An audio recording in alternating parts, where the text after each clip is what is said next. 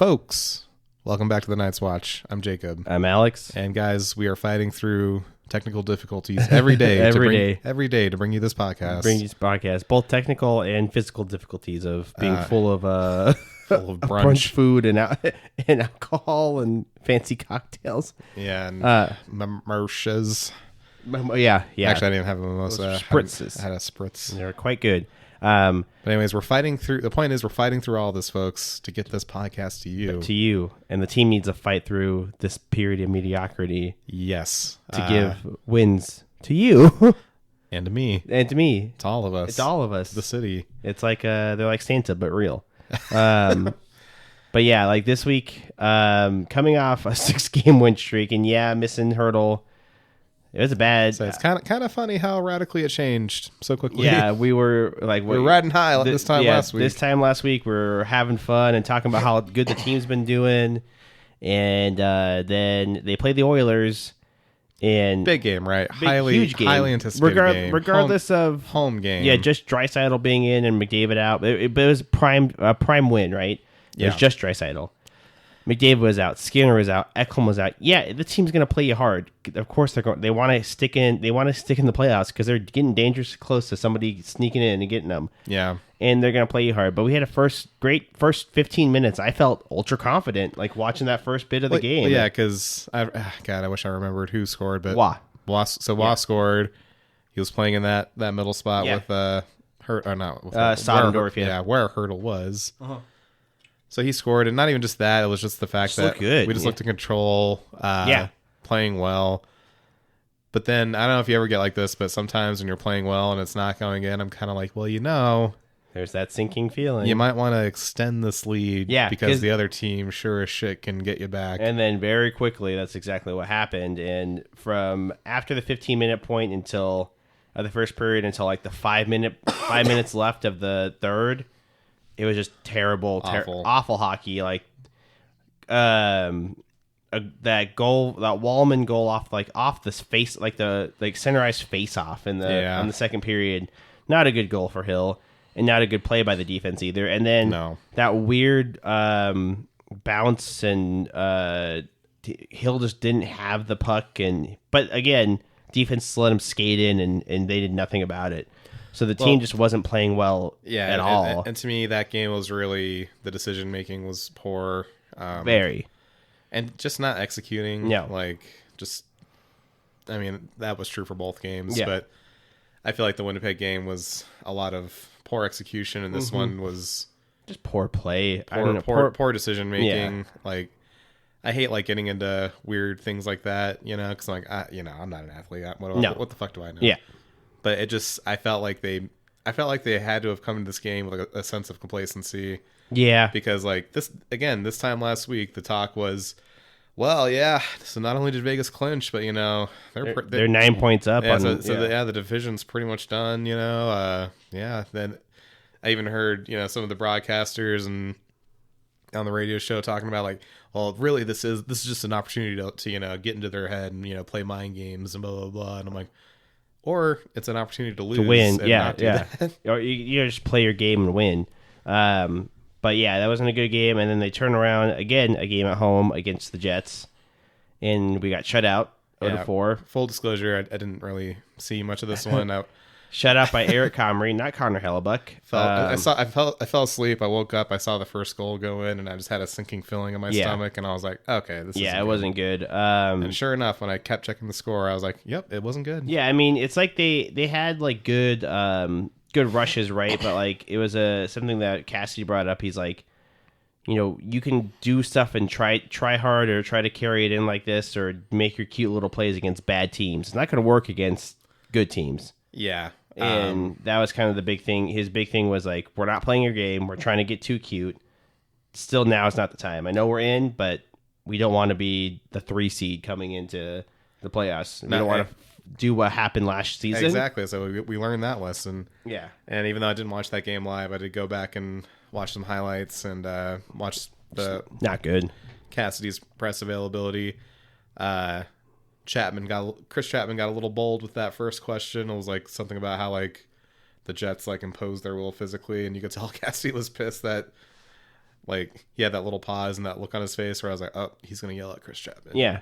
But then he didn't. I don't think they imposed their will physically so much so, but I think it was just more imposed their will on just the gameplay. Like, we were making bad passes. We couldn't fucking find a hole in a paper bag in the neutral zone. We weren't doing anything well. And then I'll just repeat it, but it's really the context of these games. The fact that it's 2 weeks until the playoffs. You're playing against these two Western playoff teams.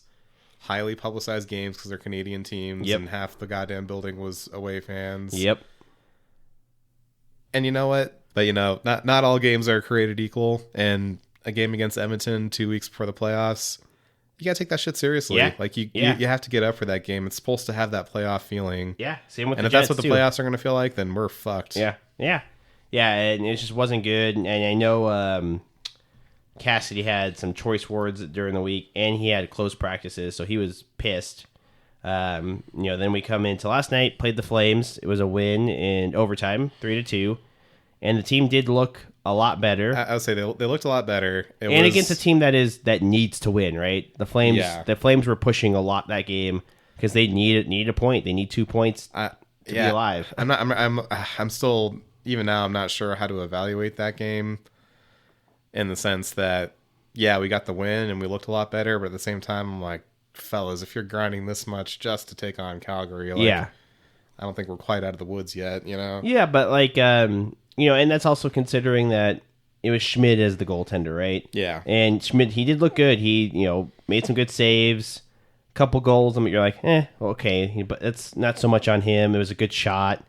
In classic Golden Knights form, we went from something tightened up during warm-ups to missing a week for Samsonov. Yeah, Samsonov, so that's great. Might not be playing until he's not going to play. I don't think he's going to play the rest of the year. Hopefully he's there as a backup just in case in the playoffs. But yeah, the team did look better. But again, like we picked Calgary to finish like in the last spot, right, in the Pacific. But they've looked a lot better this year. Yeah, they've got talent on that team for sure. And Dustin Wolf's been insane. So they can defend and they have a good goalie. Yeah, and they could make the playoffs. If Minnesota keeps trending downwards. So they're a team fighting. So it's good to win. And the reffing in that game was dog shit too, right? Oh yeah, I always hate to blame reffing or point out reffing, just because as I always maintain, it can kind of be it's kind of a loser mentality, right? But it was really bad. Like Jesus Christ, was really bad. There's phantom calls on McNabb, calls that we like, people getting tackled and tripped that we weren't getting calls for. Dorofiev got a stick to the chin in front of a ref, didn't call it. He got thrown to the ground by Pospisil in the corner after Dory made him look dumb, skated around him, dangled around him, and got the puck out. And then Possible decided to tackle him in front of the ref, no call. Yeah, and force him down with his elbow. You could have called that a million things. Yeah, and then nothing. And then they gave Stone an elbowing call for putting a shoulder in a man's chest, and the elbow did not come up. I don't know who the Calgary player was. It may have been Coronado, I think. Just threw his head back like he got shot. It's because he got his fucking shit rocked, but his shit got rocked cleanly. It was straight to the chest. I mean, in fairness, you could have called it an interference maybe, or I guess roughing, but an elbowing, that wasn't even close to elbowing, and his elbow was tucked into his body. And they're pulling. These calls are on guys that are killing our penalties too, right? Like Stone and McNabb, right? But the team came out, won. Riley Smith scored 2 goals. He's looked really good with Carlson back. Yeah, that was great. And then, man, that backhand snipe from Dorofiev. That was what, the first goal, I think. Good Lord. I think the play just broke down. He got in, and rather than, I think it was a 2-on run, right? Mm-hmm. And then he had a forehand and it rolled, and he just took it to the backhand. Just somehow a nasty, backhand laser in the top corner. Far side. Corner, yeah. And that was a good goal, and he's looked great. He's got 33 goals on the season. Has looked every bit of a bona fide goal scorer that we expected him to be. Yeah, and again, I talked about this last week, but just the style of that goal, Yeah. I was like, yeah, that's how you score in the playoffs, in those tight games, Yep. in those tight physical games, Yep. and finding ways to Yeah. get in and finding ways Yeah. to take that ice. And that's why I think he's going to continue in the playoffs. I mean, with Hurdle coming back, I think I saw today that he went today, so he should be back soon. But those two guys having 33 and 32, but they score goals in those ways. They're not. Yeah. Yeah, obviously, Dory's got a great wrist shot, right? And he's a sniper, but he's scoring like that. And then Hurdle's getting down low and tucking it in or just smashing a puck into the net. So yeah, you got two guys that can really, really play. But yeah, I mean, in those two losses, I think it was like a big magnifying glass of like what our big issues are. Is it's not I don't have an issue with like any one player on the team. It's like a team like mentality as a whole. Like once it starts going bad, like our puck management gets really bad, our passing gets bad, our neutral zone's dog shit. Like what do we say? It's the compete level. Yeah, like it's like weird. Like they know they're a great team and they know they're so good, but like as soon as like you're like, oh, we're in, we don't have to try right now. Or they have something in their head that they're good enough to like barely try and then skate by these really good teams. Yeah, and then when it doesn't work, they get mad and like they get frustrated. Yeah, they get frustrated and start playing even worse. Mm-hmm. I agree. That was exactly my thought as well this week. And because the way I was phrasing it in my head, I was like, I have faith in like the roster composition and like all that. I don't think there's really too many. I still think it's a deep team with not a lot of holes. But yeah, it's the performance, it's the execution, it's the whatever you want to call it. Like sometimes they just go out there and they just like shit the bed. Yeah, and they're not totally there. Like it's that whole thing of that quote we keep on quoting from the Stanley Cup run.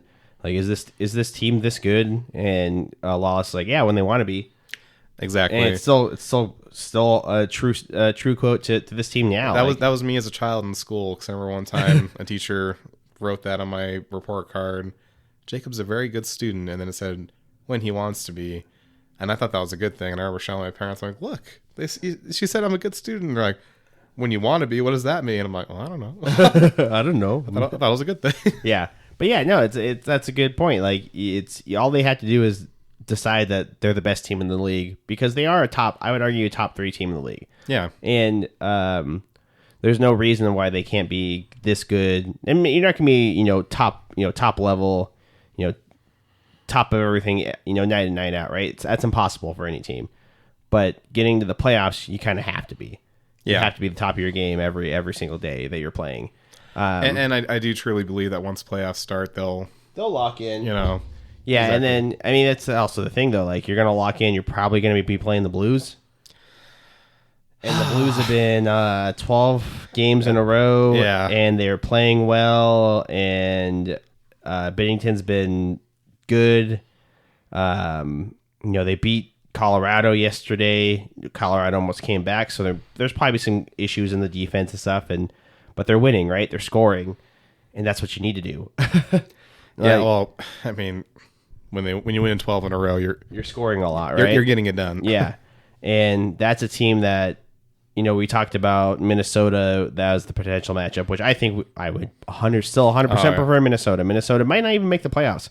Calgary might pass them, or Vancouver, and they're on such a downswing. It's something to be studied. It's frightening. If you're a Minnesota fan, you should be worried. Yeah, obviously they're missing Kaprizov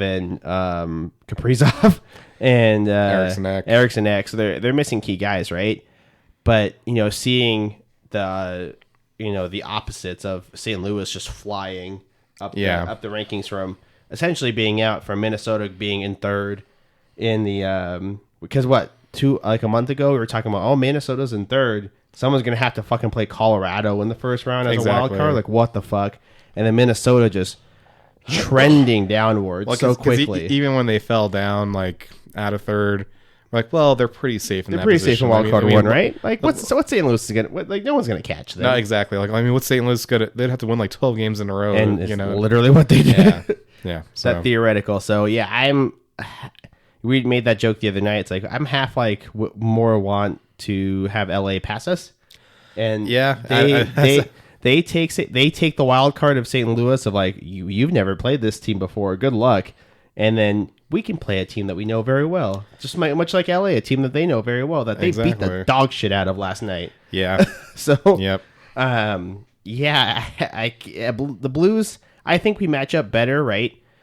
But they still scare me with how So I feel like they're all ready. Like the feeling in their locker room is like, we can do it. Like, yeah, 100%. But I will say what usually happens after a huge winning streak usually goes the other way. Yeah, exactly. Usually you start losing, not just losing, but you lose a few in a row. Yeah. I mean, look at us. Right? You kind of hit that precipice where, you were winning games, but bad habits are probably creeping in. Yeah, and that's a good point with Dallas too, right? They were on that winning streak, and then they lose to Pittsburgh 5-3, and they obviously their bad habits came out, and you could see. And again, Pittsburgh's not a good team, but a team that with a good player like Sidney Crosby, they'll exploit some of those issues, right? And that's like you said, is the Blues are riding high, 100%. But I do think there's still issues on the team, right? They still have a depth issue in forward. Yes. Their defense isn't very good outside of. Is Parayko going to be back for the playoffs? They supposedly I have heard no news on him skating at all. Yeah. But that defense, hit him. I think what's really happening is that everybody's realizing that Robert Thomas is a really fucking good hockey player. Yeah. And Robert Thomas is really good. Kyrie's been great. Jake Neighbors has been really popping off. Holloway was really good, but now he's injured, right? Yeah. And Broberg's been good. Broberg's been great. I mean, we make this joke literally every week, Mike. I'm sure somebody we know would love to have those two. Yeah, I'm trying to think of a team that lacks depth and is populated by old men. A team that's really old and slow, despite having like the most freakishly athletic person on the planet. Yeah, and having one legitimate defenseman. Who could have that been? I don't know. But yeah, there's a lot of talent on that team, and I think the thing that's good for them is the thing that's also bad for them is they're young. Outside of Justin Falk, I think, and Binnington. Yeah, they have some old guys like Parayko if he plays, right? But Parayko wasn't on that team that won the cup, right? I have no idea. I don't think he was, but they do have some veterans. But I hear what you're saying. Like the guys that are kind of driving the bus are all young guys. Yes. And it's one thing to have this feel good, burst of momentum. Yep. It's another thing to play in the playoffs. Yeah, because play that different kind of game. Let's say, for example, they're obviously the Blues are either going to play us or they're going to play the Jets. That's just where you're locked into, right? You're either playing the Jets, good luck, or you're playing Vegas. Two teams that have a lot of guys that have been there. And just two teams that are just really deep, big and heavy, and they coached like I said, well. They've been there. But I also think the Blues' one X factor is Jim Montgomery, right? And he's just such a good coach. You know what happened last night as we beat Calgary? The Boston Bruins won, and they still got eliminated. Yep. They are in eighth place. Ended their 10-game losing streak. Yeah, they're in last in the Eastern Conference. Yeah, they're below Buffalo, dude. Maybe firing Jim Montgomery wasn't such a good idea, right? Yeah. They're the first Eastern Conference team to get eliminated, right? Because we were talking about that last week. Is all those Eastern Conference teams are still in, and they're eliminating Western Conference teams. Now Boston's the first one out. So man, wouldn't you guys love to have an experienced head coach and a guy that's really good at coaching and just 2 years coach before, with a 700 winning percentage? Yeah, just 2 years before led you guys to the best record in hockey ever, I think. Yep. And they got eliminated in the playoffs against the Panthers. I don't think it's his fault, right? Not Don Sweeney and Cam Neely. Yeah. Not that very flawed. Dude, that roster's fucking unrecognizable. It's hilarious. If you pull up who played the last few games, I'm like, who are you people? Yeah, it's literally Providence Bruins. It's I feel like they just picked up random guys off the street and said, "Hey, you want to play a game for the Boston Bruins? Hey, you want to have your Make-A-Wish?" Exactly. And go. Looking at that, I know we're getting a little off from Golden Knights, but it's a concept of that we've had. We brought a guy in like Eichel who was very unhappy in a situation like that. I don't think Pasta would be happy to be going into full rebuild, right?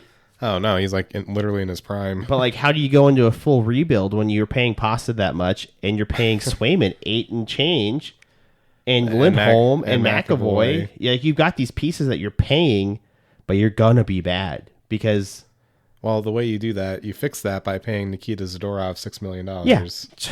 They're locked into that contract. And then Elias Lindholm and Pavel Zacha. As I say, who's even their first line center?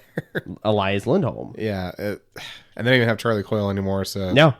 It's just brutal. And they've drafted awfully. And their draft pick this year was Letourneau didn't score a goal all year as a defenseman in the NCAA. Yep. And then, it's if you're a Bruins fan and you're thinking, oh, well, at least we're going to get a good draft pick. You're not.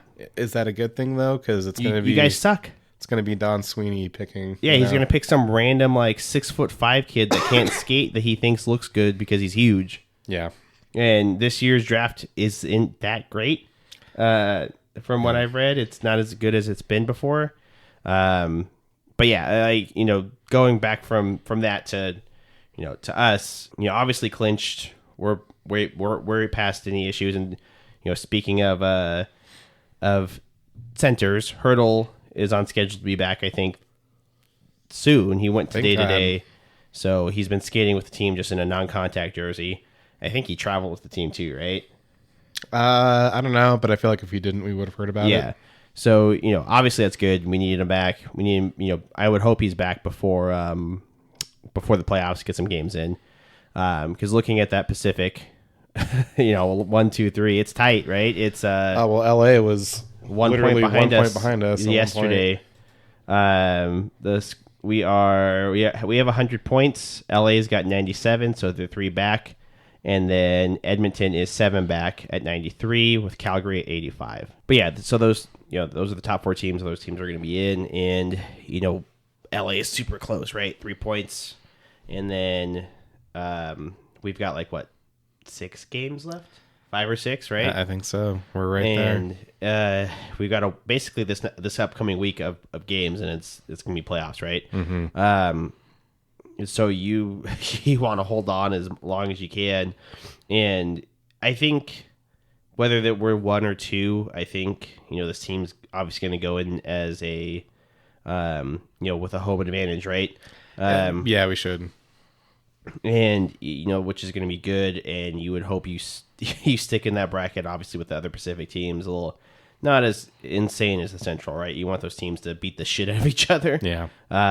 So that's kind of the perspective right now is: do you want St. Louis? Do you want to play Edmonton?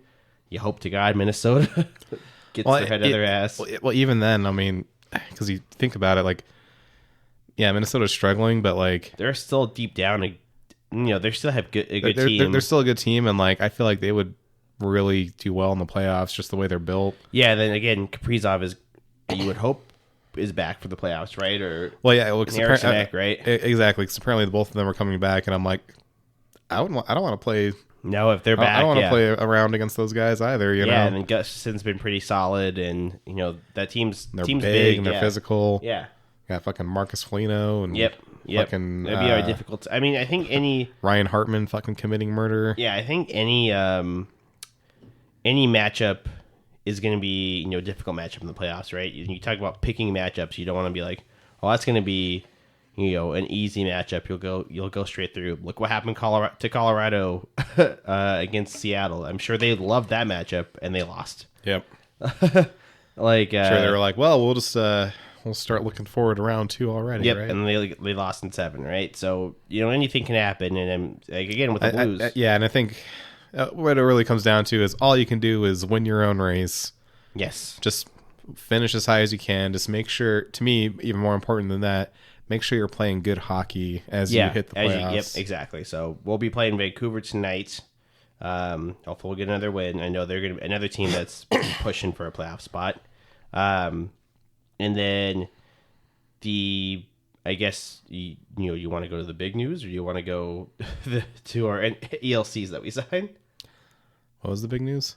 Ovechkin, Gretsky. Let's finish up Vegas business, and then we can. Yeah, we can talk about that. Anything else there's? Yeah, so we signed 3 ELCs. It was Connolly, Cam Whitehead, and Jackson Hallam. I feel like I've been talking about Jackson Hallam for 3 years at this point. But how fast he is, how just how good generally he is.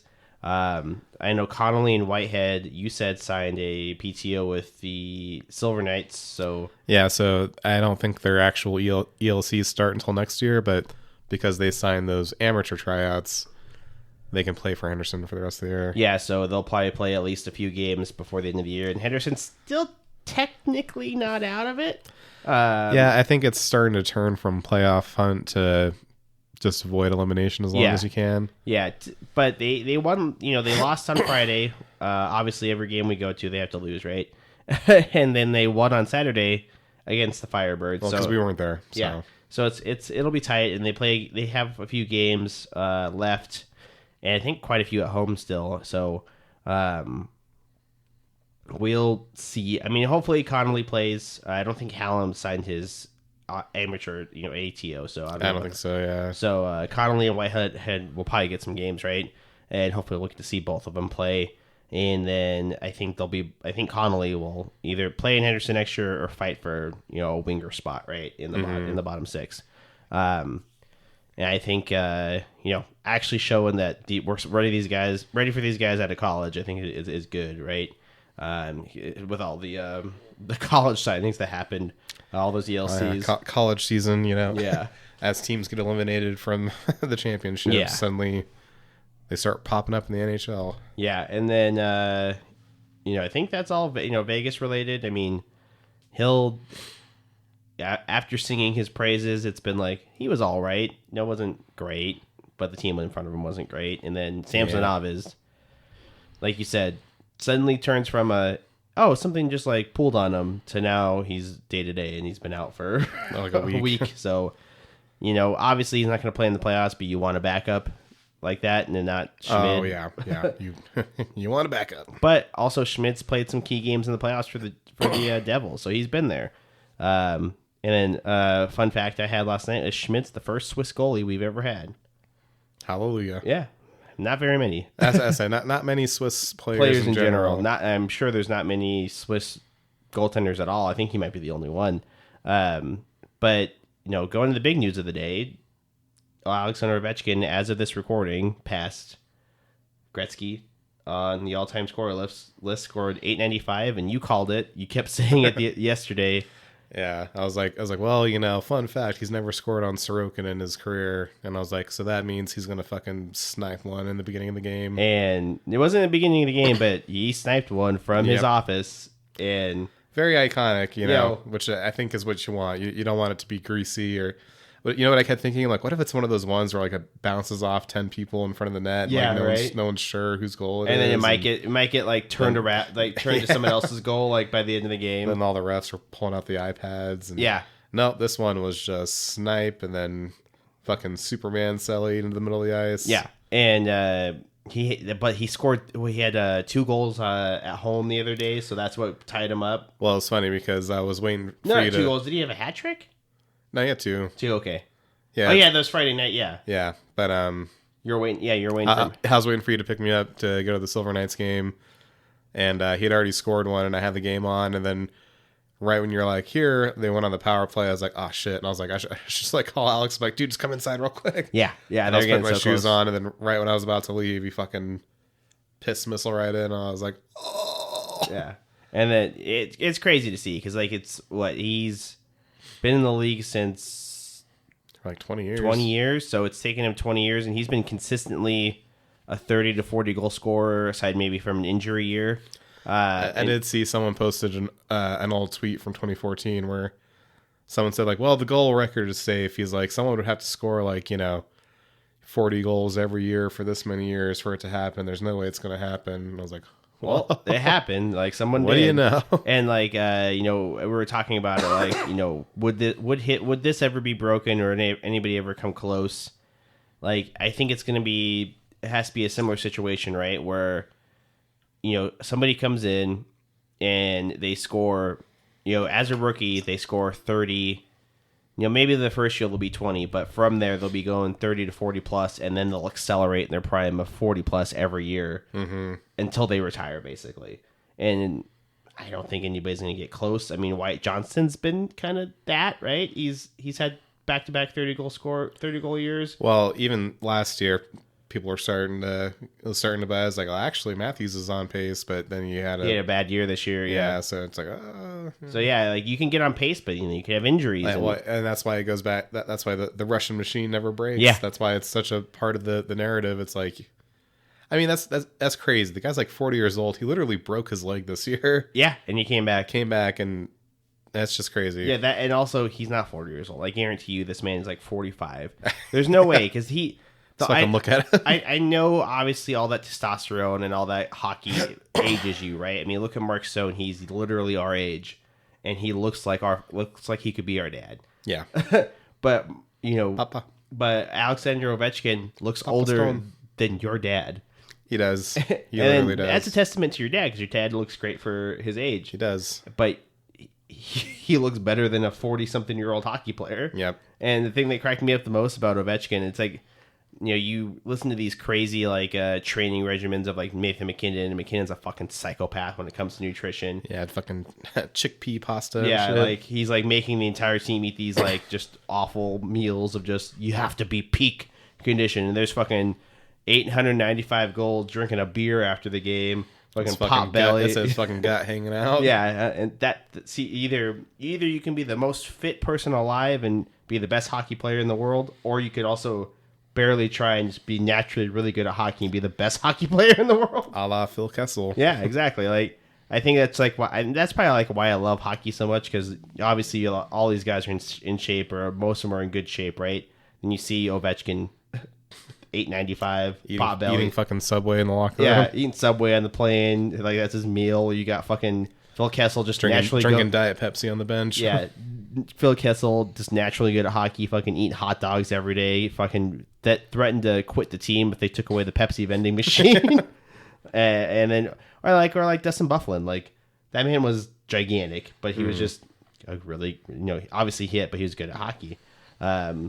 So what we're saying is, kids listening, if you want to get into hockey, you can be a fat fuck too. Just make sure you're Alex Ovechkin. Or Phil Kessel. Make sure you're your hockey level exceeds your fat fuckiness. Yeah. Well, because those guys, they got. I mean, Ovi only recently got chubby, but they're both strong as fuck. Too. Oh yeah, massively strong. And that's the big thing is we make these jokes about them being big guys, but they're also big guys and muscular as shit. Like there's that famous story of Phil Kessel one leg squatting 300 and something pounds. Yeah. And just talking shit while he does it. And, oh, come on, fellas. Yeah. It's not that hard. And it's these guys are insanely strong, that, obviously helps, right?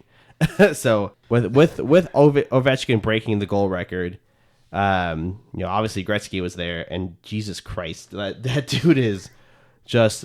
I know we both like to have a few, a couple drinks here, on the weekend. We went to brunch. We like to enjoy ourselves, have a couple cocktails, have a few beers with the boys, watching the game.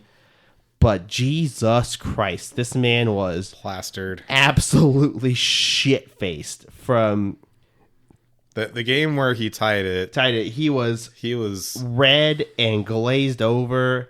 When the video of him walking, was brutal. That's what I look like walking to the bathroom of the brewery after I've been there for 5 hours. But he was also glazed over, and his pupils were huge, and yeah, he was probably also coked up. Yeah, he was so red, and that video cracked me up too, because obviously we've been drunk before and walking around, but the way he walks in and you can tell he looks, because he wasn't paying attention, he looks up at the camera and goes.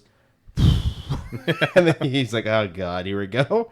And good God, that man is. But then also today, we saw it before. Yeah, and we joked, we're like, well, he's probably not drunk now because it's too early. Or we're like, no, he was drunk. And then his wife's holding him up because he's leaning into her. I'm like, Jesus. I know obviously hockey's a hard game and hard on your body, and you hear the stories afterwards. But I'm like, that man, I think, has been a boozer since a long time. Yeah. Well, I mean, yeah. I still remember that video of him making fun of Justin Bieber on the plane. And I was just even then I was like, God, he looks fucking drunk. That was 5 years ago. Yeah, he's probably been drunk every day for the last. When did he retire? Probably late 90s, I think. Yeah. Early 2000s, maybe at the latest. And even then, he was probably drinking because he's like, what am I doing here? He was the head coach of the Coyotes in the 2000s, so I'm sure that's probably where the problems really started. Like, you know what you want to? Let's make you the head coach of the worst team in the league. That photo, both the photo of him taking a picture with Ovechkin, and then that video of him walking in, like, good God, like, I can't. It just cracks me up. I can't describe how funny I think it is, and obviously with Canadians, they're like, well, he's clearly a traitor, and certain things, and people don't like him, but I'm like, he's still the best hockey player to ever come out of your country, and this man is drinking.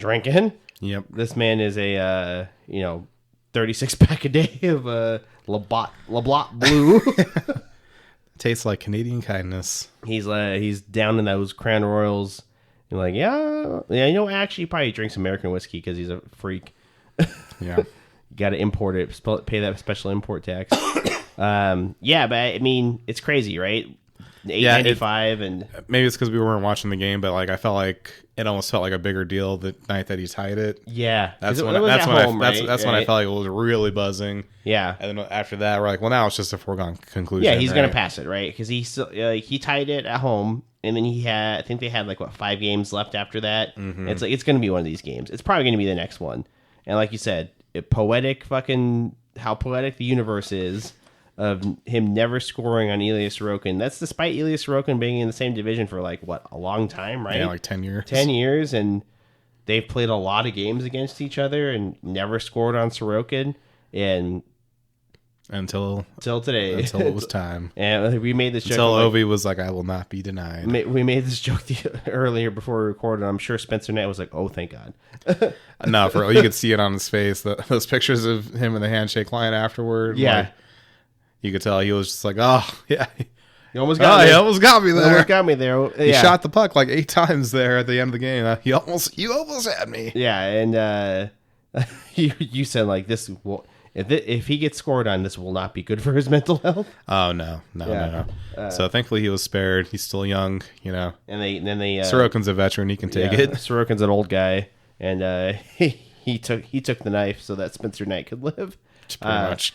But yeah, I mean, what he's got, we talked about it, is he's got 1 more year left on his contract, right? Mm-hmm. So he'll likely end up, now that it's over, he'll likely end up over, I would say, at least over $925. Yeah, probably 930-ish. And then you said he wants to play a year in Russia, which, whatever. Imagine being Ovechkin's kids and you grew up in America, and then you have to move to Moscow. Oh my God! Just the spoils of American culture. Then you're like, yeah, here there's nothing. You want to live in this big cinder block building? Remember living in this nice area in Washington D.C. with all these things that are cool and to do? It snows a lot here. Yeah. Have fun.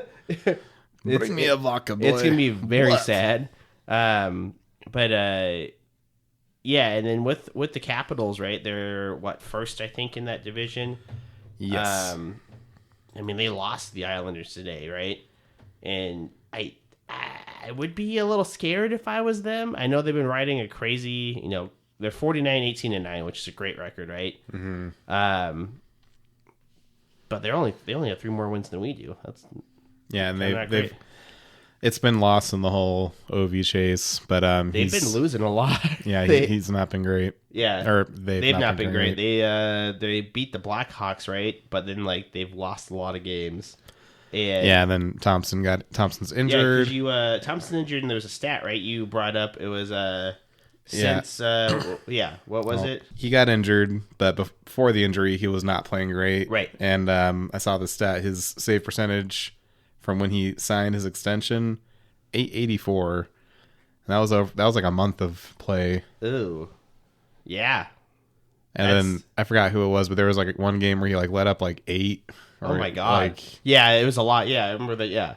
And then another one that I saw, his save percentage went from 915 to 910 in a week because he just got lit up in 2 or 3 games back to back. Wow. I mean, let's look. Let's see.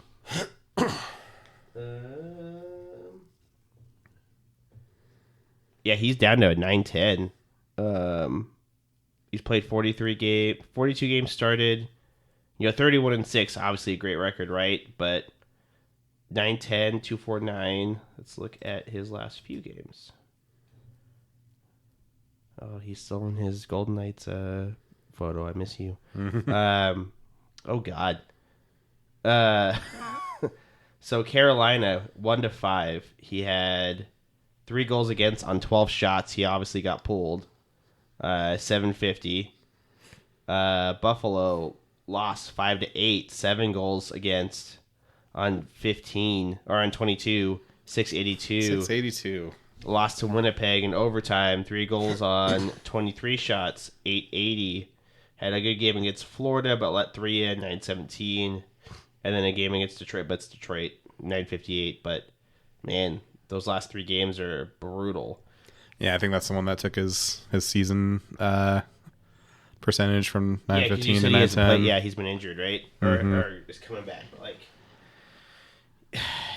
you said it earlier with the Blues. Like, you want to heat up at the right time and be like winning at the right time. I think they're losing at the right time. They're losing at the wrong time. Yeah, exactly. I mean, also look at like Florida too. They've been not good. They've lost to some bad teams. Like, they lost 2 to Montreal, too, right? Like, yeah, they lost 2 to Montreal. They lost to, or no, I'm thinking of Tampa lost to Buffalo. Good teams have been losing, which... in perspective for us. Exactly. We were saying this the other night. We're like, well, it's not just us. It's not just us, but it's unfortunate in that these teams have also built such a big lead, right? Like, yeah. Washington and Carolina are so far up, but like we're only 3 ahead of LA. Exactly. And LA's been winning. Yeah, situation's a little different. A little different, but like all the good teams in the league have been having issues, right? I just noticed that Ottawa's only 4 points behind Florida right now. Damn. And I think each of them have... Florida's really going to pull on us. They're going to tumble down to the wild card, and then they're going to lose in the first round. They're going to play... they would play wild card... That'd be wild card 1, so they'd play... What, Toronto or Washington? They play Washington. That's brutal. Yeah, I mean, just looking at the matchups, we have a little bit of time. Right now it'd be, Toronto and Ottawa, right? No. Yeah, Toronto and Ottawa. That's a nightmare for Toronto. Yeah, that'd be a fucking awesome series. Yeah, that'd be awesome.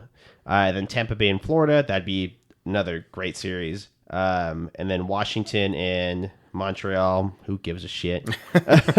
And then Carolina and the Devils. Alex, don't you want to see Lane Hudson in the playoffs? I don't give a fuck. Like, oh my God. I know we've been on record talking shit about Lane Hudson. Let me put it on record again. I think he's a good offensive defenseman. Yes. I think he's a very good defensive defenseman. I think he's going to have a good career. You need guys like that. But the amount of just circle jerking, and this is the greatest amount of glazing, as the kids say. Greatest offensive defenseman ever to come through. I'm like, I think it's more of my hatred of Montreal. Well, that's what it really is for me. Is my I deep just hate hatred of the Montreal. Canadians, right? Yeah. But it's like he's going to be good. I think he's going to be good. But that team is, fundamentally flawed on defense, right? That team doesn't have a good goal. Sam Huntenbalt's not a good goaltender. I think Nick Suzuki's a great player. There's problems within that team, but like this team will compete in the playoffs, right? And not now, in the future, I think. Mm-hmm. But it's like let's let the kid actually grow in the game. He's still only like 20 years old. All I'm going to say is that if they make the playoffs, I think they're going to find out why you don't want 5'9" offensive defenseman to be your number one defenseman. Right? And you know what? He's American, so suck it. Yeah. Next, Four Nations. Guess which jersey he'll be wearing? Montreal. USA. But yeah, we'll take your other midget, Cole Caulfield, as well. yeah, but yeah, that's a good point. You don't want a 5'9" offensive defenseman playing against. Let's say they play against Washington. Washington's got a lot of fucking big motherfuckers. A lot of mutants. They've got obviously Ovechkin and then Pierre Dubois and Tom Wilson and Ryan Leonard's even Ryan Leonard is big and full of fucking piss and vinegar. Alexei Protas and Martin Ferravari on defense, and John Carlson's a big guy. Like, they've got a lot of experience, a lot of beef. And I don't think. Obviously, we have our own offensive defensemen, right? But like, they're not small. Yeah, Shea no, Theodore exactly. is 6'1". Noah Hannafin's like 6'2", 6'3". They're big guys that can hit and they can take it. What's going to happen when Lane Hutson's going to try to go end to end and Tom Wilson just absolutely fucking wipes his ass out? Yeah, exactly. And like, are you going to be able to play fucking 25 minutes a night when it's not regular season hockey, it's playoff hockey? Playoff hockey, yeah, because that's true, because he's been playing a lot of minutes, right? Where there's no room and you're getting checked every second of every shift. And you're getting an elbow and a stick into the blower back. And guess what? Whistle isn't going to come out. No, it's not. It's never going to come. And I mean, again, nothing against the kid. I think he's going to be good. I like we've talked about before, the prospect shit, the overhyping of rookies. And it's like, I just remember the first game, like they would cheer every time he touched the puck, and I was like, Jesus, give me a break. Yeah, my favorite. I sent it to you. My favorite thing was when someone posted something on our hockey about him. I don't know, tying assists with McCarr. I'm like, okay, and it was a comment from a Blues fan. It's like, oh, I'm glad I'm here for my nightly reading on R. Lane Hudson. No, fucking for real, for real. That's what it is. I'm like. But then you turn around, there all this hype with Lane Hudson. The fact that Cale Makar just scored 30 goals as a defenseman is like the 8th defenseman ever to do it or something like that. Yeah. It was a one-day news cycle, then it's back to Lane Hudson. Yep. Cale Makar is doing historical things. I saw comments of people saying unironically, like, well, he already clears Makar, and I was like, no, he hasn't cleared Josh Morrissey or Shea Theodore. Yeah. Or I'm sorry, you have to be good. You have to also be good defensively. Like, yeah, you're just gonna be a young version of Erik Karlsson. Nobody wants that. Oh, Canadians do. Yeah, apparently. Like, obviously he's gonna have to be paired with a good defenseman, which I think he's playing with Carrier right now or somebody. Excuse me. Jesus Christ. I'll say my allergies are killing me. It's that time of year, folks. But love it. Gotta love Vegas. Yeah, I think he'll be good, right? I don't think I need to see more about Lane Hudson. Nah, I'm other over than it. being in the top 5 and scoring and here and there. But yeah, with Montreal, I think that matchup, I'll have an episode next week. I think we'll actually really break down like how the playoffs are falling, because it'll be a little bit more in focus, right? Yeah, then I feel like once we know, once things are set in stone, we'll do an analysis. Do an in-depth look at whoever we're facing. Yeah, and I think it'll be clearer, obviously, in the next week and a half, because the season ends, of course it doesn't work. Like the 15th or 16th or something? Yeah, it ends in a week, literally a week and a half. So I think it ends last games of the 16th, and I think we were saying that they're looking to have the first playoff game on the 20th on Easter Sunday. Yeah, for us anyway. Yeah. So, sorry, Mom and Dad. I'm not going to be at Easter. I'm going to be watching hockey. I'm going to be getting drunk. Yep. But for the Lord. Obviously. For the Church of Vegas. Church of Vegas. Obviously, short week with, a few games. We play Vancouver tonight. Another team that's pushing for the playoffs. A team that I think should stop. That I think might be out. But they're going to give us, all they got, right? And back-to-back. It's going to be a little back-to-back, but fortunately it's Calgary to Vancouver, right? So that's not a crazy travel day, but it is a back-to-back after an overtime game, a long overtime game, and a physical overall game, right? And now you're playing a team that can get physical too, right? And again, I think I called this like 2 or 3 weeks ago when we were looking at the schedule, but I'm like, those teams might be desperate for a playoff spot by the time we get there, and guess what? They are. Yeah, they are. And so we're playing them tonight, and then we play Colorado, right? Like on Tuesday. Ugh, yeah. That's a rough. Let me bring it up. I know we only have a few games left, right? So let's see. Let's look at the Golden Knights schedule. So obviously tonight's Vancouver. Tuesday's the Avalanche. Thursday's the Kraken. Saturday's the Predators. The 15th is the Flames. Jesus Christ, we have two sets of back-to-backs in a week. Yep.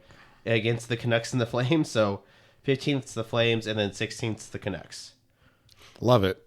So, yeah, 3 games in there that are teams that obviously Colorado is a good team, and then 2 teams that should be put at the up to the end, dependent on what's going on. That are still pushing, right? That are going to want to win to see if they can make it in the wild card too, and then a game against the Kraken, and a game against the Predators. So you hope you win those games pretty handily. You would hope so.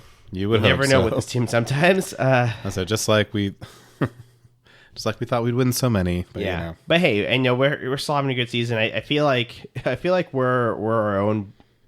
We're not negative, but we are our own biggest detractors. We'll be like, okay, here's these things happening. We were at a hobby one time, and it was an older guy that was next to us, and he made a good point. He's like, yeah, they're losing some games, and they're having some troubles, but they're still in first place.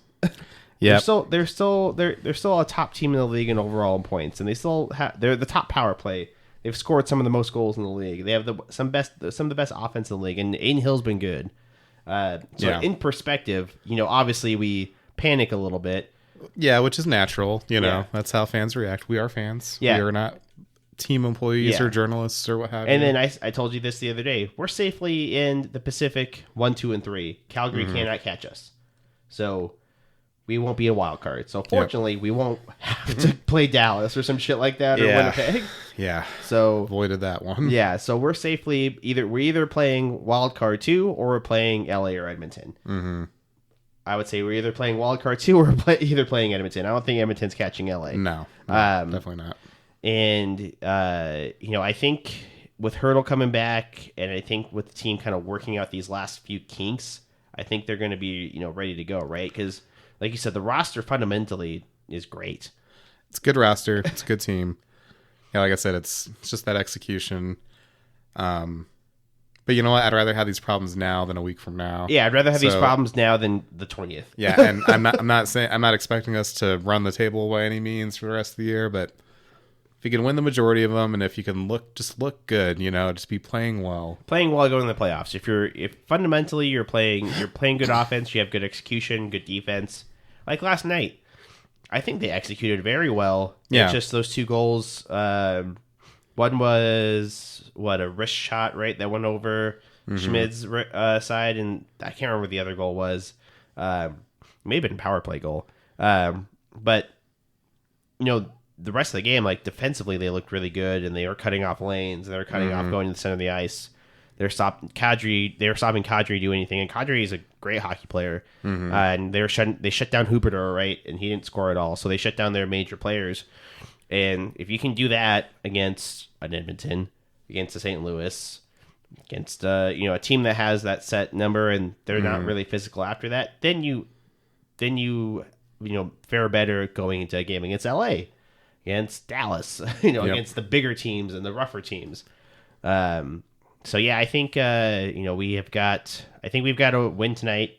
Yes. Got to play well against Colorado. You hope you win against Seattle and the Preds. I feel like if we had beaten Edmonton or Winnipeg, I wouldn't care too much about the Colorado game. But now now I do, because that's a playoff team, right? Exactly. Now I'm like, well, we need to beat at least one playoff team between now and the end of the year. Yeah, because we only have one playoff team left. It's only Colorado, because Vancouver and Calgary aren't in yet.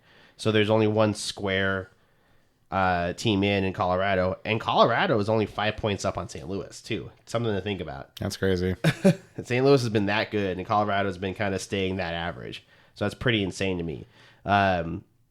So obviously a lot of hockey to go in the next week. I think it'd be a lot busier this next week than this last week, and then we'll have 2 games left from there, and then the playoffs. So moving very quickly. Do you have anything else? Like, anything you want to bring up about the team? Anything you're worried about other than what we talked, those, obviously the execution of the 5-on-5 play. I'll save it for next week. And another point I want, with Hurdle coming back, this team misses Tomas Hurdle.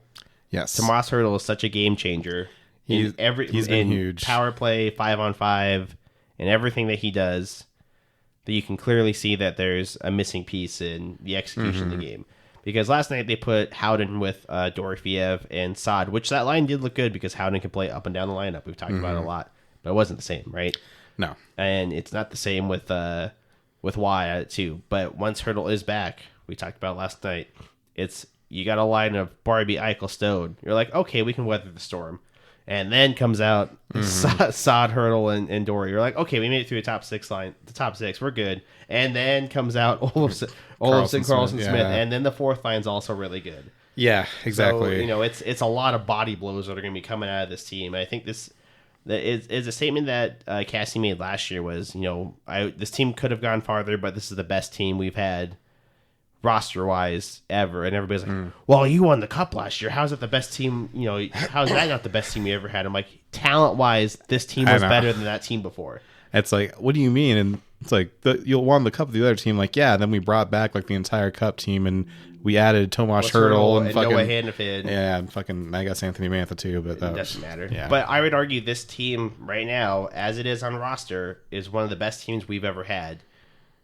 Top to bottom, number 1 forward to number 6 defenseman, and then you have a whole fifth line of guys you could pop in, and if Pearson doesn't play, Pearson, Schwint, and Lavoie, all good players, and then you still have Hutton and Korzak just sitting there, sitting there as an extra pair of defensemen.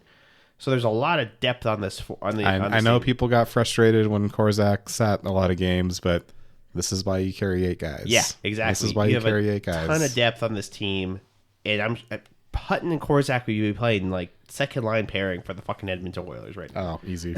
They'd be playing over Kulak, Eberson, Troy Stetcher. Yeah. People would kill to have depth like that on defense, which a lot of teams don't. And I think that's gonna be the difference maker for us. But yeah, like not to get too in the weeds on obviously playoff seeding and everything. That'll be the next 2 episodes from now once we get there. But yeah, I mean, until next week, I think we're all good. And stay gold. Don't die in the heat next week. It's going to be 90 degrees. It's perfect time for hockey, right? Perfect. And let's hope that my allergies get better so I can breathe. Same. Same. I'm sure you guys have heard me breathing this whole time. This was a struggle. You guys heard the boogers in the back of my throat this entire time. Heard me coughing. Yeah, but stay gold and catch you next week. Stay gold.